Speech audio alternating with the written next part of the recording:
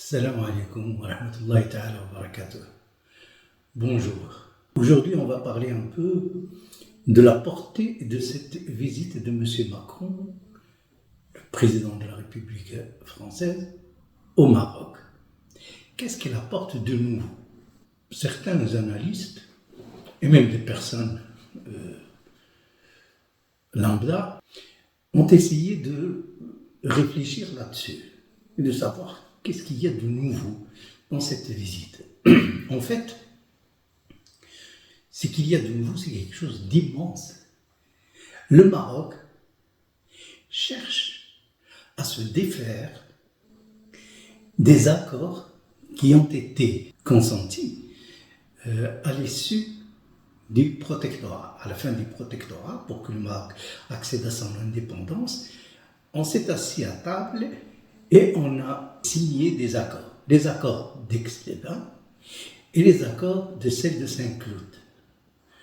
Ces derniers accords stipulent que le Maroc accède au statut d'État indépendant, mais uni à la France par des liens permanents d'une interdépendance librement consentie et définie. C'était à peu près exactement le libellé de l'accord. Alors, donc, le Maroc cherche à se défaire de ces accords, des accords préférentiels avec la France et pour la France. Comment?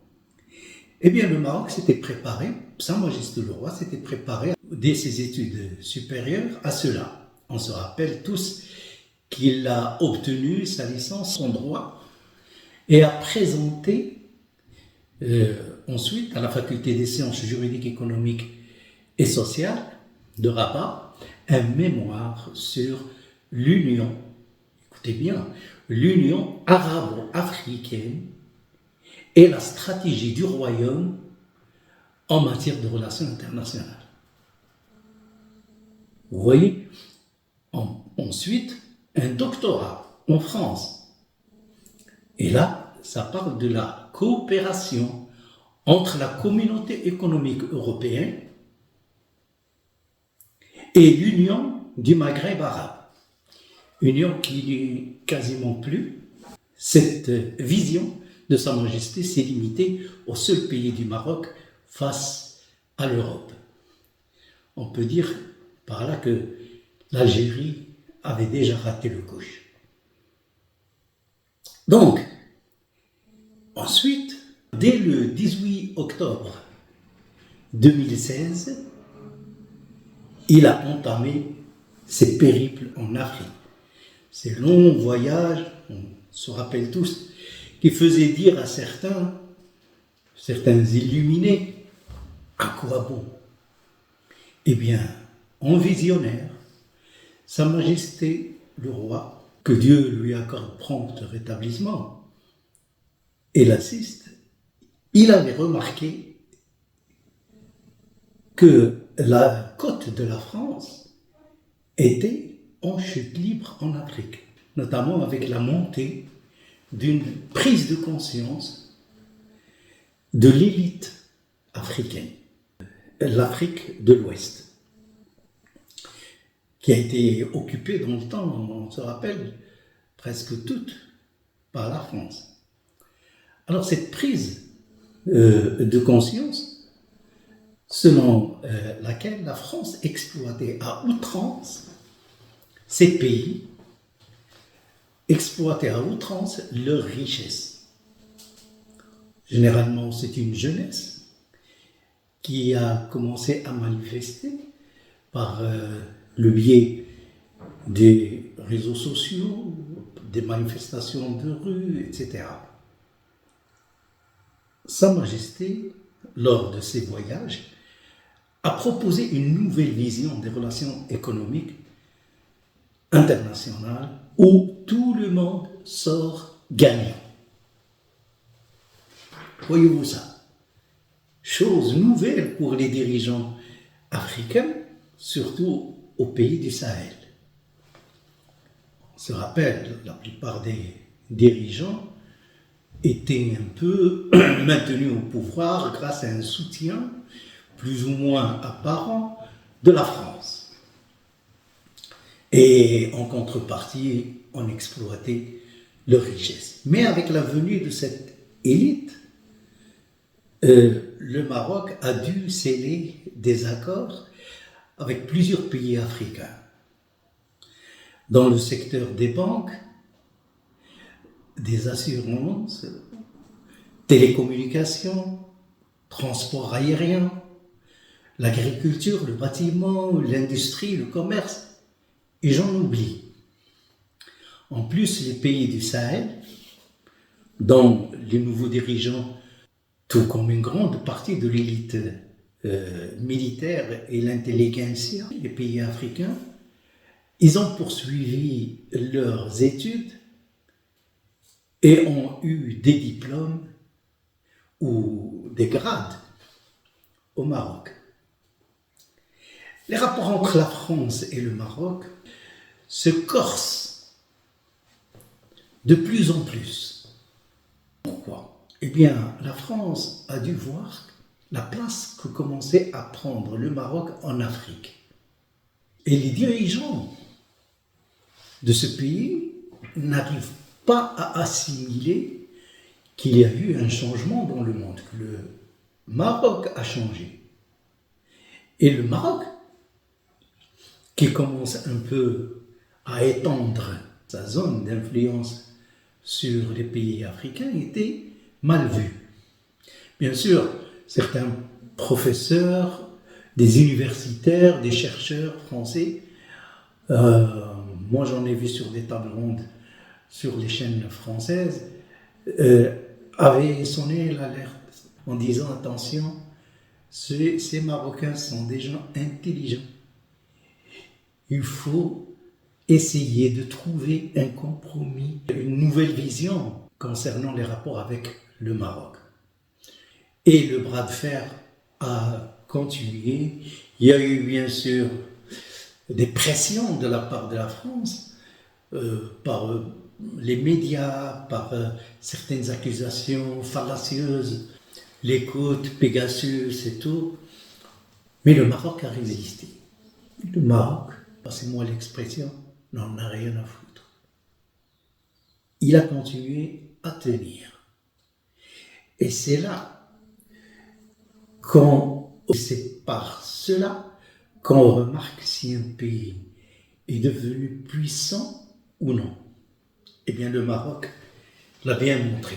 Il est resté solide, il est resté soutenu par sa population, et la France a multiplié les erreurs. Donc, au bout d'un certain temps, le Maroc dira que les relations avec la France ne sont ni bonnes ni amicales. On s'en rappelle tous, et ça c'est vraiment la limite de ce qu'on pourrait qualifier de diplomatique. C'est vraiment la limite. La France a été subjuguée par ce comportement du Maroc. Et d'ailleurs, cette phrase est restée indigeste pour les médias français. Indigeste, oui, mais tout comme d'autres comportements du Maroc, elle a permis aux Français de comprendre. Ils ont commencé à se poser la question sur la vraie place du Maroc dans la géostratégie actuelle et dans l'échiquier mondial. Pratiquement chassée de l'Afrique, la France est obligée d'abdiquer. Oui, carrément. Capituler même.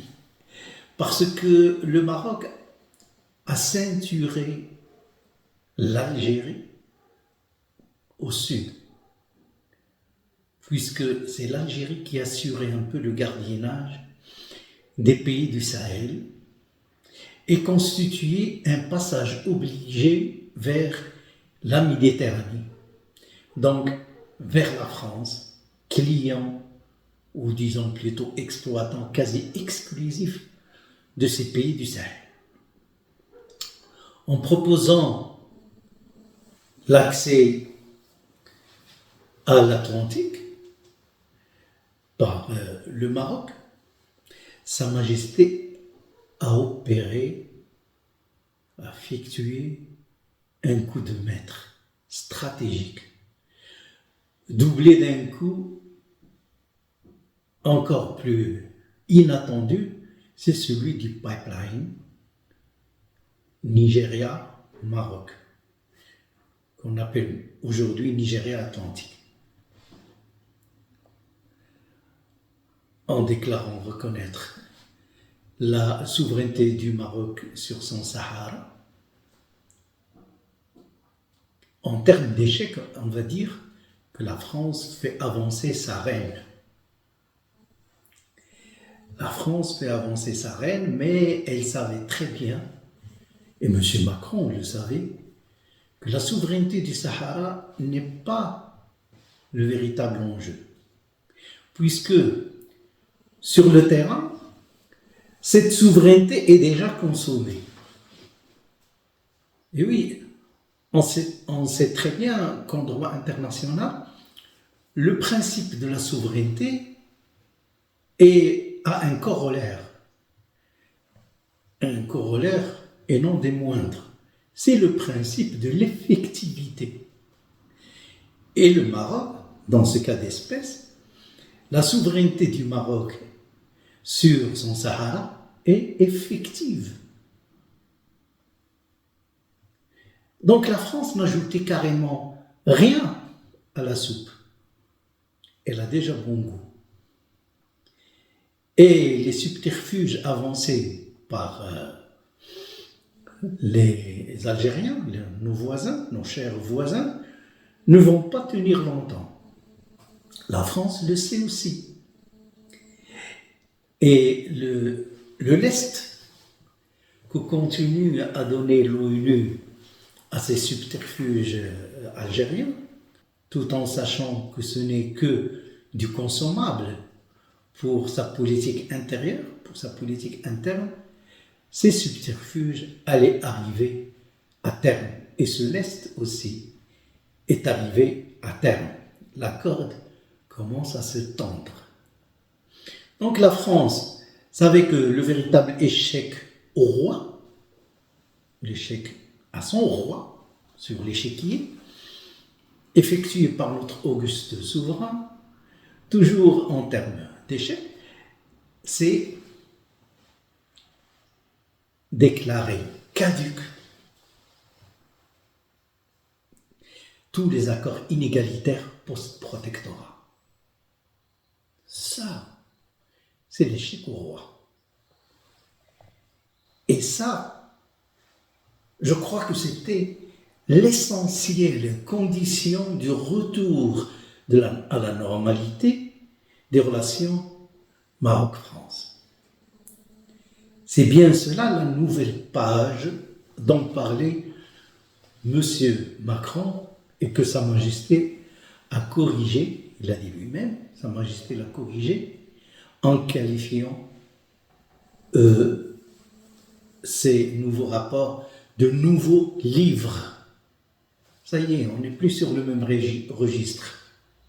C'est bien l'intention de Sa Majesté de ne plus continuer sur l'ancien livre, l'ancien registre. Il ne tarissait pas de propos élogieux à l'égard du Maroc, M. Macron. Il a parlé d'une époque que certains qualifient de révolue. Il a parlé d'une époque où le Maroc était une puissance internationale. Certains diront qu'il caressait un peu les députés marocains dans le sens des poils. Mais en fait, il veut dire qu'il a enfin compris que le Maroc, par la remise en question des accords négociés pour mettre fin au prétoctorat, le Maroc entend retrouver son statut d'État puissant d'antan, du temps où le Maroc, dans tous ses traités, dans toutes ses conventions internationales, il avait l'appellation de l'Empire chérifien. Eh bien, le Maroc est en train de retrouver cette puissance, ce statut. À mon avis, c'est cela, le renouveau qu'a apporté cette visite de M. Macron au Maroc. Merci, mesdames et messieurs.